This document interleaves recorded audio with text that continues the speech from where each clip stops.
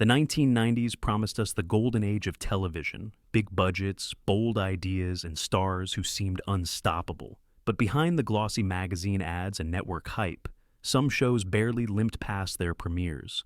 Imagine a world where police officers sang Broadway numbers, or astronauts cracked jokes in a flying space car. Sound insane? It was. Today we're diving into the 1990s television graveyard, where ambition met disaster, and where networks would rather you forgot. Cop Rock 1990. If you thought gritty police dramas couldn't get any stranger, Cop Rock proved you very wrong. Conceived by Stephen Boschko, the man who gave us Hill Street Blues and L.A. Law, this ABC experiment decided to fuse a hard-hitting police procedural with full-blown musical numbers. Yes, officers would arrest drug dealers and then immediately break into song, complete with backup dancers. The idea was ambitious, but audiences couldn't figure out if they were watching Law and Order or Les Miserables. Behind the scenes, Boschko genuinely believed this was the future of TV. He poured resources into staging elaborate musical sequences, hiring Broadway composers and choreographers. But critics tore it apart, calling it embarrassingly earnest and the weirdest show ever greenlit. One infamous scene involved a lineup of criminals singing their testimonies to the judge, a spectacle so bizarre that it became late-night comedy fodder for months. ABC doubled down with expensive promotions, banking on Boschko's name, but by episode 3, ratings were sinking fast. By the time the finale aired, Cop Rock had become a punchline. In fact, it often tops lists of the worst shows ever made. Boschko himself later admitted it was a gamble that didn't pay off. Though he never apologized for trying, Cop Rock wasn't just a flop. It was the kind of TV experiment that makes you wonder what executives were drinking in those boardrooms. Manhattan AZ 1997. Imagine Twin Peaks stripped of its mystery and replaced with cheap gags about desert life, and you'll have an idea of Manhattan AZ. This quirky Fox sitcom followed a sheriff and his son who relocate to a bizarre small town in Arizona after the death of his wife. The setup had potential: strange characters, oddball humor, and a mysterious desert backdrop. Instead, what viewers got was a mess of surreal jokes that didn't land. Critics complained that the show tried too hard to be weird for the sake of being weird. One episode featured townsfolk obsessed with UFO sightings, while another had a running gag about a convenience store clerk who believed he was a prophet. Rather than clever satire, it felt like half-baked sketches glued together. Behind the curtain, Fox hoped the series would replicate the cult success of Northern Exposure, or even lure in X-Files fans. But the writing lacked sharpness, and the humor seemed designed for an audience that didn't exist. Ratings were dismal, and after just 13 episodes, the sheriff packed up his badge and left the airwaves forever. What makes Manhattan, Arizona particularly infamous is that hardly anyone even remembers it aired. It was heavily promoted in TV guides and local press, yet it disappeared almost instantly. Today, even among die-hard 1990s TV fans, it's a ghost town of a show. If Cop Rock was memorable for its outrageousness, Manhattan AZ is forgotten precisely because it never found its identity. The Secret Diary of Desmond Feifer, 1998. Some flops are so bad they vanish quietly. Others ignite controversy so quickly they barely make it to air. The Secret Diary of Desmond Feifer was the latter. This UPN sitcom imagined a satirical world where Abraham Lincoln's butler, Desmond Feifer, offered witty observations on White House politics. On paper, it was supposed to be a cheeky historical comedy. In reality, it became a public relations nightmare. Even before the first episode aired, advocacy groups blasted the network for trivializing serious history. Protests erupted, and UPN found itself defending a show nobody had even seen yet. When it did finally air, the criticism intensified. Instead of clever satire, audiences got cheap slapstick, clumsy innuendos, and historical figures reduced to cartoonish parodies. Critics tore it apart, with one reviewer calling it a sitcom idea that should never have left the pitch meeting. The backlash was immediate and brutal. Advertisers pulled support, Affiliates refused to carry the program, and UPN yanked it after just 4 episodes. What's remarkable is that even with all the uproar, the show was forgettable. It didn't even have the unintentional humor of a cop rock. Instead, it lives on as a case study in what happens when networks chase controversy without substance. The legacy of Desmond Feifer isn't laughter or nostalgia, it's caution. It proved that in the 1990s, as much as networks wanted bold, attention-grabbing programming, there were still lines audiences wouldn't accept being crossed. Public Morals, 1996. Some shows flop because they're too weird, others because they're too tame. But Public Morals, a CBS sitcom about a New York vice squad, managed to fail by being aggressively unfunny. Created by Stephen Bolko, the same man behind Cop Rock, this show tried to mix workplace comedy with edgy banter between cops. The result? One of the most embarrassing cancellations of the decade. From the pilot episode, it was clear something was off. The humor relied almost entirely on crude jokes and stereotypes, with cops trading forced wisecracks in situations that begged for wit but delivered none. Critics were merciless.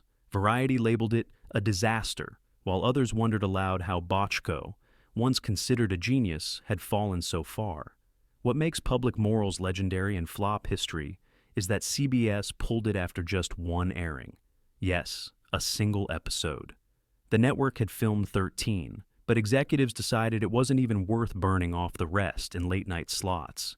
Viewers barely had time to realize the show existed before it was gone. To this day, Public Morals is remembered less as a TV show and more as a trivia answer to the question, what's the fastest a network has pulled the plug? Bochco's fall from grace was cemented, and the show became a warning that even the biggest names in television can crash and burn spectacularly. Whoops, 1992. If you thought sitcoms had already scraped the bottom of the barrel by the 90s, Whoops dug even deeper. Airing on Fox in 1992, this short-lived comedy imagined a post-apocalyptic world where nuclear war wipes out humanity, except for 6 bizarre survivors. The setup should have lent itself to dark humor or sharp satire. Instead, viewers got something closer to Gilligan's Island with radioactive leftovers.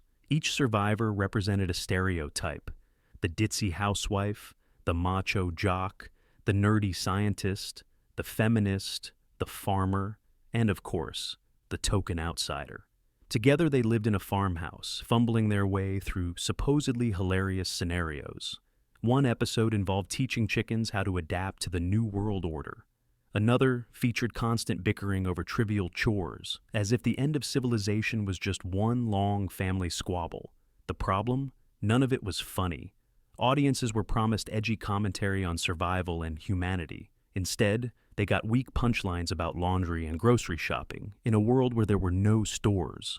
Critics eviscerated it, calling the show tasteless and uninspired. Some even said the idea was so ill-conceived that it felt like a parody of sitcoms, not an actual attempt at one. Fox canceled Whoops after 10 episodes, but even that felt generous. Today, it's remembered as one of the strangest miscalculations of early 90s TV. You'd think a nuclear apocalypse would at least provide some sparks of creativity. But with Whoops, the only thing that truly went extinct was the audience's interest. The Chevy Chase Show, 1993. On paper, this looked unbeatable. Chevy Chase, one of the most famous comedy stars of the 70s and 80s, headlining his very own late-night talk show. Fox was desperate to break into the late-night scene dominated by Jay Leno and David Letterman, and Chase seemed like the perfect weapon. Instead, the Chevy Chase Show became one of the fastest implosions in television history. From its debut, the show was a disaster. Chase, a comedic genius in sketches and movies, proved painfully awkward as a talk show host. Interviews dragged, jokes fell flat, and his attempts to ad-lib with guests were more cringe than comedy. The set itself, a cavernous, sterile space, was widely mocked for looking more like a mall food court than a late-night stage. Critics sharpened their knives immediately.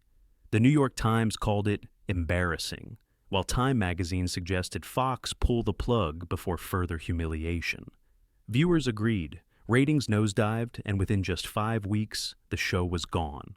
Even Chase himself later admitted he wasn't cut out for the format, calling it one of the lowest points of his career. The failure of the Chevy Chase show was a brutal reminder that not every funny actor can transition into a talk show host.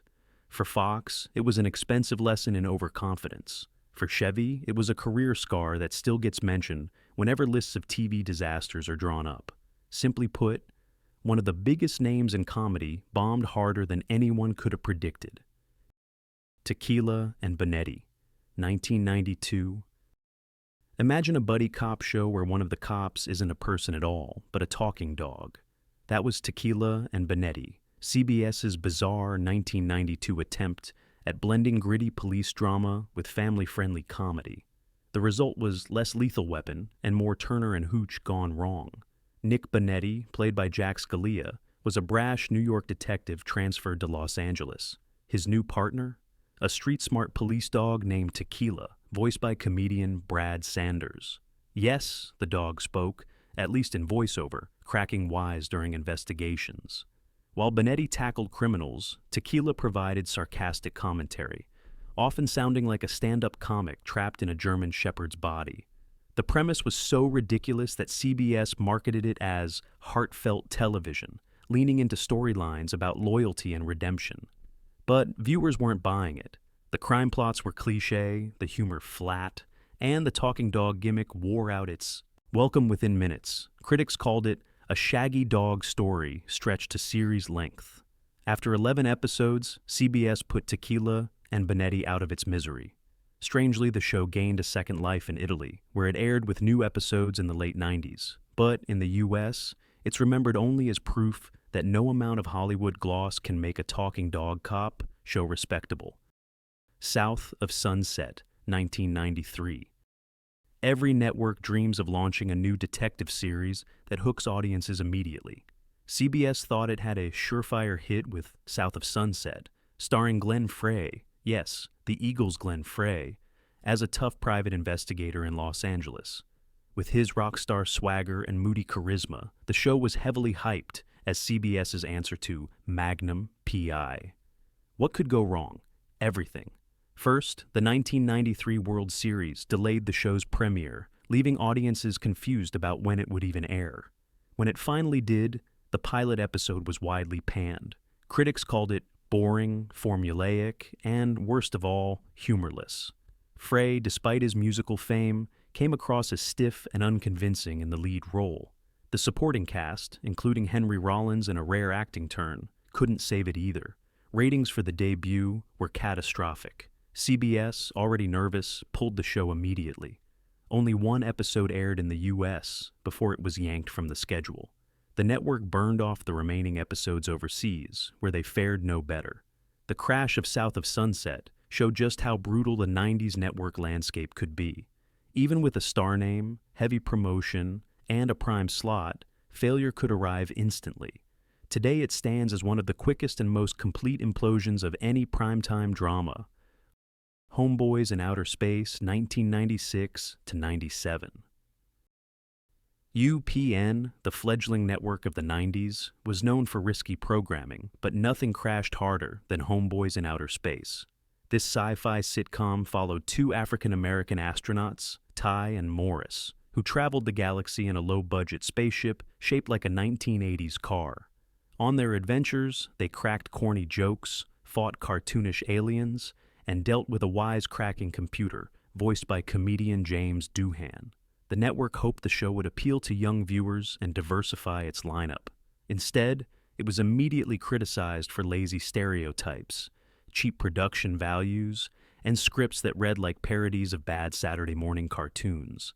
Despite featuring talented actors like Flex Alexander and Daryl Bell, the humor leaned heavily on slapstick and outdated references, alienating the very audience it aimed to attract.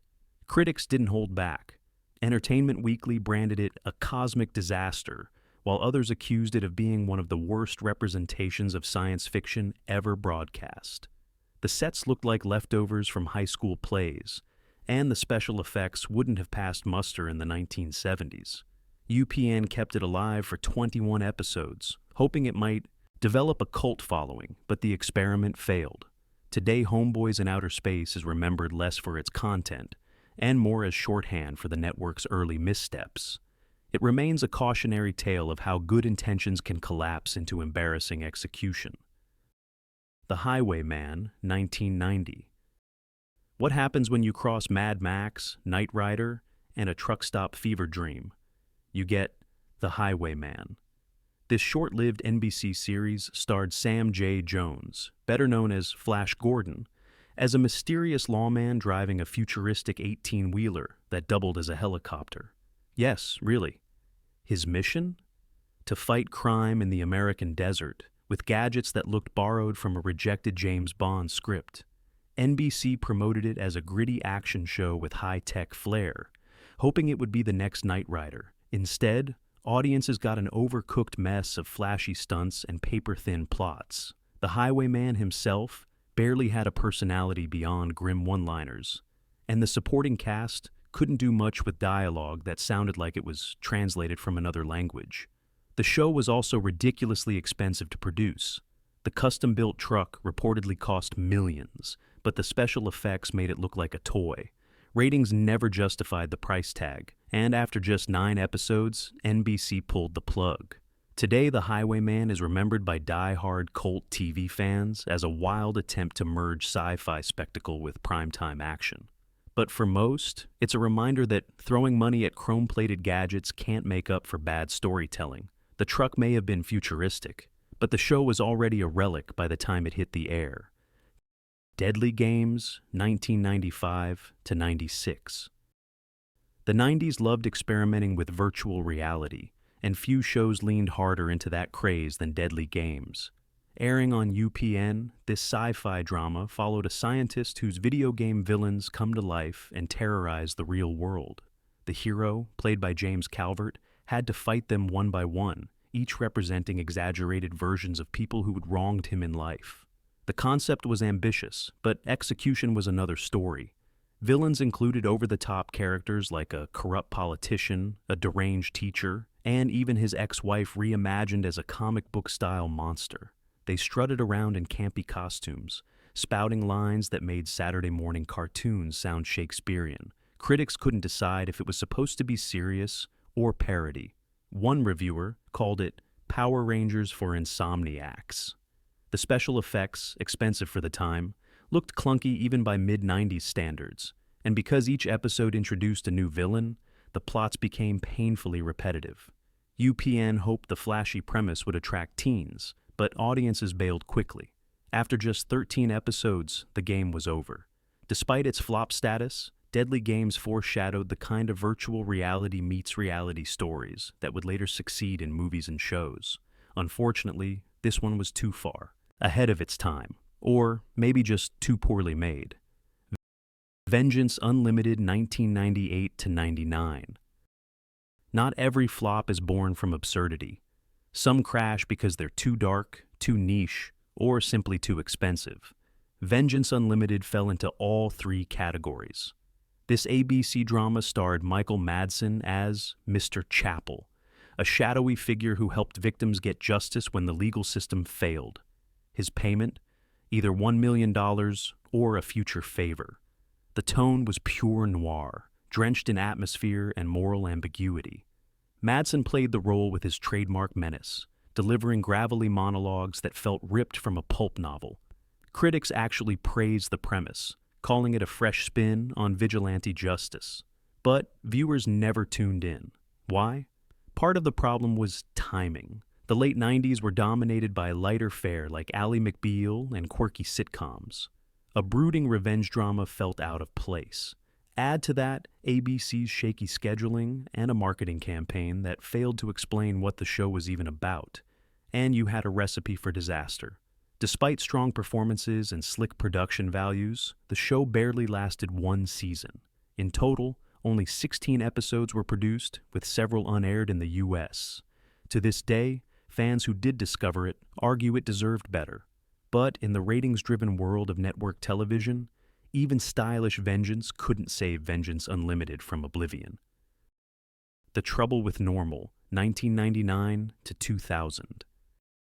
Conspiracy theories may dominate social media today, but back in 1999, ABC tried to turn them into sitcom material, and it bombed hard. The Trouble with Normal followed a therapy group of paranoid oddballs convinced shadowy forces were everywhere. Starring David Krumholtz and John Cryer, the show aimed for offbeat comedy, but landed in cringe territory. Each episode revolved around bizarre suspicions: government mind control, alien abductions, or secret surveillance in vending machines. Instead of sharp satire, the scripts leaned on repetitive jokes about crazy people, overreacting to harmless situations. Audiences didn't laugh, they groaned. Critics quickly pounced. Reviews called it mean-spirited and painfully unfunny. Even the talented cast couldn't save dialogue that read like rejected sketch material. ABC had hoped it would capture the same kind of cult, following as News Radio or Third Rock from the Sun, but instead, ratings collapsed after just a few airings. The network cut its run short, pulling it after only 6 episodes. The irony? A few years later, paranoia-driven comedy would thrive online and in niche cable shows. But in 1999, The Trouble with Normal was too strange for mainstream audiences and too weak for cult fans. Its legacy? Proof that timing really is everything. Misfits of Science, 1990, syndication, rerun flop.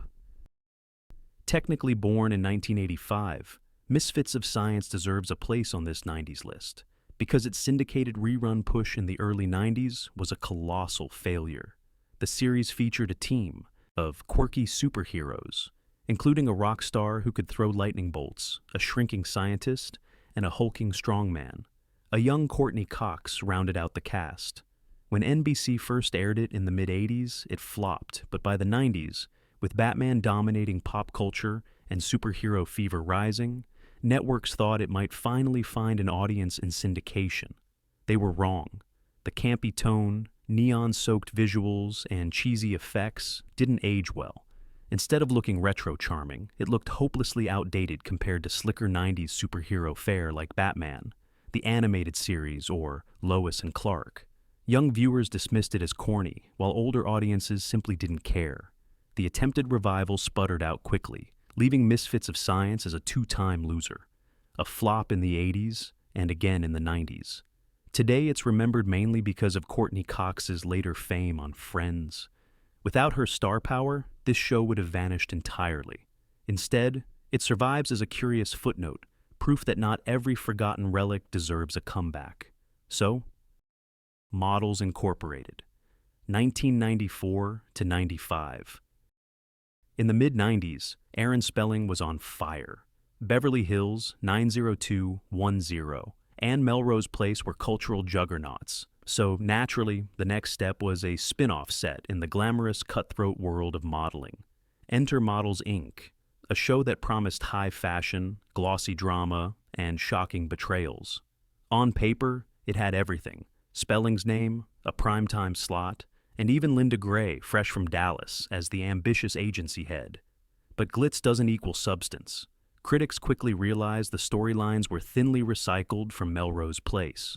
Rivalries, affairs, and backstabbing filled the screen, but without the spark or chemistry that made its predecessors addictive. Viewers were promised intrigue in the modeling world, but the episodes often felt like soap opera leftovers dressed in designer clothing. Behind the scenes, expectations were sky high.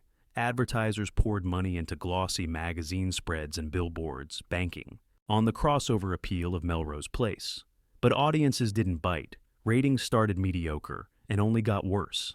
After a single season of 29 episodes, Fox quietly pulled the plug. The cruel irony is that the modeling industry, supposedly glamorous, dangerous, and ripe for storytelling, remained mostly untapped after Models Inc. collapsed. What could have been a definitive 90s soap ended up as a forgotten relic, remembered only by hardcore Spelling fans who still wonder how he misfired so badly. There you have it, the 1990s Hall of Shame, where big names, bigger budgets, and wild ideas crash spectacularly. From Singing Cops to Talking Dogs, these shows prove that ambition doesn't always equal success. But here's the question: which of these disasters do you actually remember watching? Drop your thoughts below, and don't forget to like, share, and subscribe for more deep dives into TV's strangest failures. Who knows what forgotten gem we'll unearth next?